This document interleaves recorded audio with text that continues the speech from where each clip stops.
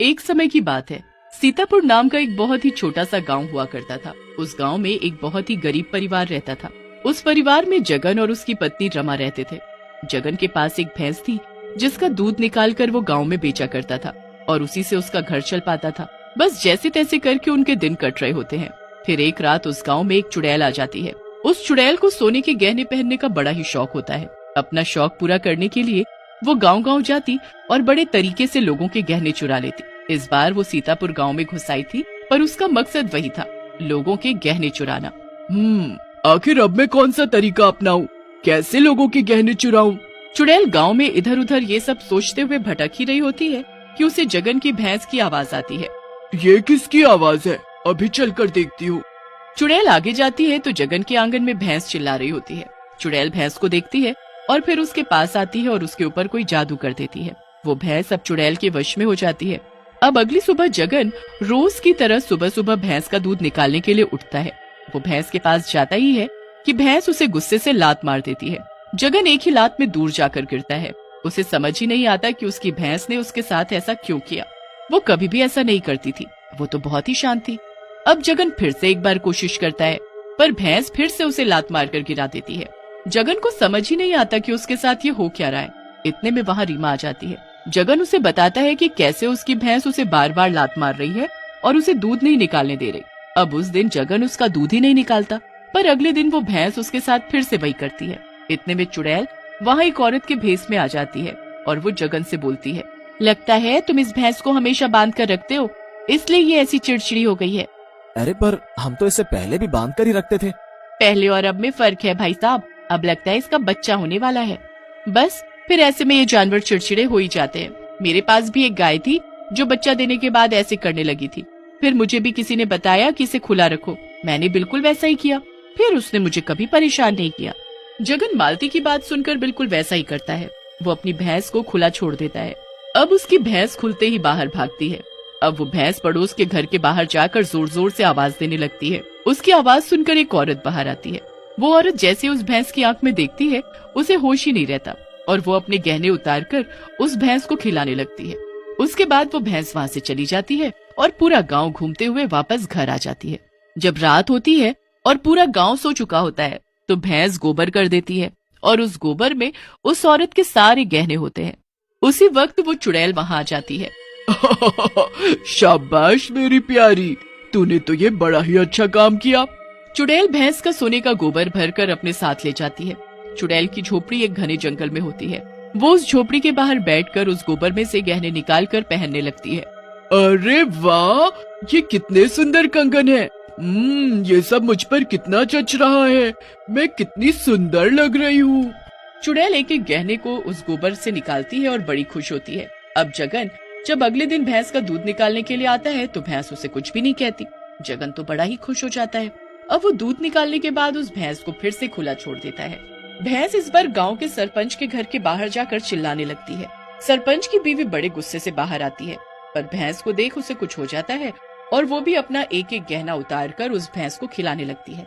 अब भैंस फिर से अपने घर वापस आ जाती है और जब रात होती है और भैंस सोने का गोबर करती है तो चुड़ैल वहाँ गोबर लेने आ जाती है। अरे वाह, इस बार तो लगता है तू किसी रईस के घर गई थी। चुड़ैल गोबर लेकर वहीं अपनी झोपड़ी के बाहर बैठ जाती है और गोबर से गहने निकालकर पहनने लगती है। ये तो बड़े ही पुश्तैनी गहने लग रहे हैं। ये भैंस तो बड़ी ही कमाल की निकली। अब रोज रोज भैंस ऐसा ही करती और रोज रात को चुड़ैल उसका सोने का गोबर ले जाती। फिर एक दिन जब जगन और रीमा दोनों ऐसे ही बैठकर उस भैंस के बारे में बातें कर रहे होते हैं तो रीमा बोल पड़ती है, आप बस दूध निकालकर बेचने चले जाया करो। भैंस का गोबर मैं पहले भी तो खुद ही साफ करती थी, तो अब भी कर लूंगी, आप मत किया करो। अरे पर मैंने तो गोबर साफ ही नहीं किया, वो तो तुम ही करती हो ना। हाँ पहले करती थी, पर अब जब से हम अपनी भैंस को छोड़ने लगे हैं तब से तो मैंने भी नहीं किया, आप ही कर रहे हो। नहीं नहीं, मैंने तो एक दिन भी गोबर साफ नहीं किया।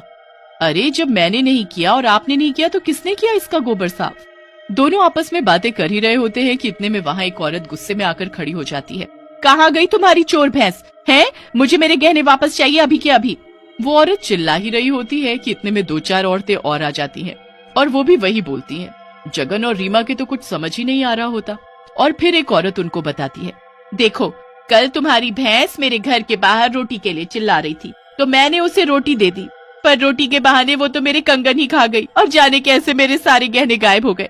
वो तो आज मुझे मेरे बेटे ने बताया कि माँ आपको जाने कल क्या हो गया था, आप खुद अपने गहने उतार कर उस भैंस को खिला रही थी। इसके बाद मैंने गांव में जाने कितनी औरतों से उनके गहने खोने की बात सुनी, पर किसी को कुछ याद ही नहीं कि उनके गहने कहाँ गए। पर हाँ, मुझे यकीन है वो सब तुम्हारे ही पास है, निकालो हमारे गहने। अरे बहन जी, आप कैसी बातें कर रही हो? हमारे पास तो खाने को नहीं है, अगर गहने होते तो क्या भूखे रह रहे होते हम? बल्कि अभी हम तो यही बात कर रहे थे कि आजकल ये भैंस गोबर ही नहीं कर रही, क्योंकि रोज ये रात को ही गोबर करती थी, पर आजकल आंगन बिल्कुल साफ मिलता है। देखो, ये सब चालबाजी ना हमारे सामने नहीं चलेगी। 2 दिन का वक्त दे रहे हैं हम तुम्हें, बस हमारे सारे गहने मिल जाने चाहिए, वरना तुम दोनों का अच्छा नहीं होगा। अब इतना सब कहकर औरतें वहाँ से चली जाती हैं। रीमा और जगन बेचारे सर पकड़कर बैठ जाते हैं और उस रात भैंस पर नजर रखने की सोचते हैं। अब जब रात होती है और भैंस के गोबर करने का वक्त होता है, तो चुड़ैल वहाँ सोने का गोबर लेने आ जाती है। पर उसी वक्त रीमा और जगन भी खिड़की से चुपके चुपके भैंस पर नजर रख रहे होते हैं। दे दे, जल्दी गोबर दे, आज मैं और नए गहने पहनूंगी। भैंस गोबर कर देती है और उसमें सोना ही सोना, गहने ही गहने होते हैं। चुड़ैल सारा गोबर भर कर वहाँ से चल देती है। हे भगवान, ये सब इस चुड़ैल का क्या धर है? देखो जी, जल्दी इसका पीछा करो, तभी सारे गहनों का पता चल पाएगा। बस दोनों जल्दी जल्दी उस चुड़ैल के पीछे जाते हैं तो देखते हैं वो चुड़ैल एक झोपड़ी के आगे बैठकर गोबर से गहने निकाल कर पहन रही होती है। अब रीमा और जगन सब समझ जाते हैं कि उस दिन जो औरत भेष बदल कर आई थी वो यही चुड़ैल थी, पर उन्हें समझ नहीं आ रहा होता कि वो क्या करे। अब वो घर जाते हैं और पूरी रात इसी बारे में सोचते हैं। सुबह होते ही अब वो सभी औरतों को इकट्ठा कर उनको सारी कहानी बताते हैं। आप प्लीज हमारी बात पर यकीन करें, अगर हमारे पास इतने गहने होते तो हम यहाँ क्यों रहते? हमें बस एक मौका दे और उस चुड़ैल को सबक सिखाना भी तो जरूरी है ना। ठीक है, हम तुमको मौका दे देते हैं। बस फिर रीमा और जगन एक बहुत ज्ञानी पंडित के पास जाते हैं और उन्हें उस चुड़ैल के बारे में बताते हैं। पंडित जी उनको एक बड़ा ही सुंदर जादुई हार देते हैं जो उनको उस भैंस को खिलाना होता है। वो घर जाकर उस भैंस को वो हार खिला देते हैं और उस रात सभी औरतों को अपने घर रुकने को कहते हैं ताकि वो सब खुद देख सके। अब रात होती है और चुड़ैल वापस आती है। इधर रीमा, जगन और बाकी औरतें चुपके से चुड़ैल को देख रहे होते हैं। भैंस इस बार जब गोबर करती है तो उसमें से सुंदर हार निकलता है। चुड़ैल बड़ी खुश होकर वो गोबर उठाकर चली जाती है और अपनी झोपड़ी के आगे बैठ जाती है। अरे वाह, कितना सुंदर हार है, इसे तो मैं अभी पहनती हूँ। चुड़ैल जैसे ही उस हार को अपने गले में डालती है, वो हार उसके गले से चिपक जाता है और उसका सारा खून चूस लेता है। ये क्या हो रहा है मुझे?